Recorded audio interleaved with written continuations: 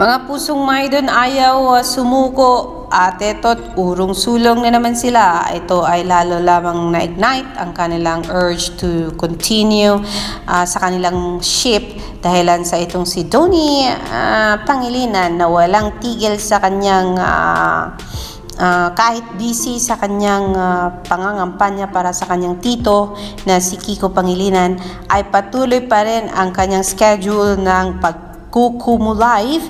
And last night, Donnie Pangilinan, inask ng kanyang mga followers kung saan niya gustong pumunta. Ang sabi ng Bishwa account sa Twitter, hoy, isa ko nyo na, ayoko na. Ayun, kasi bakit daw si Donnie ay sa Canada or Japan pa ang gustong puntahan, pwede naman daw sa Slovakia o kaya sa Russia.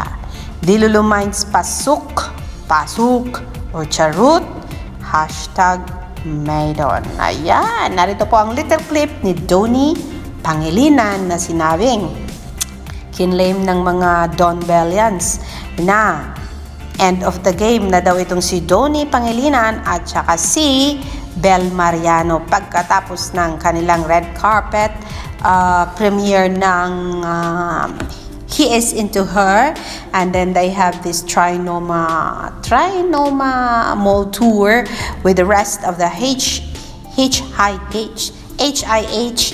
team and cast and crew.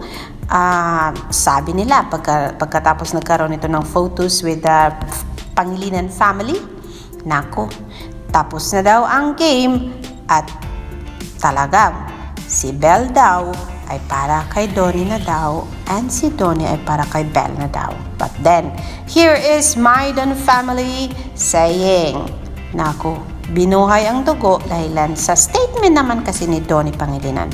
Bakit mo ba kasi pumunta ng Japan, Donnie? And kung hindi sa Japan, gusto mo pumunta ng Canada, pwede ka naman pumunta ng Singapore, Thailand, Australia, London, America. But then yes, here is Donnie Pangilinan with his little statement. London. Hindi, pwede rin sa Canada. Sa Canada na lang daw. Or sa Japan, pwede rin. London.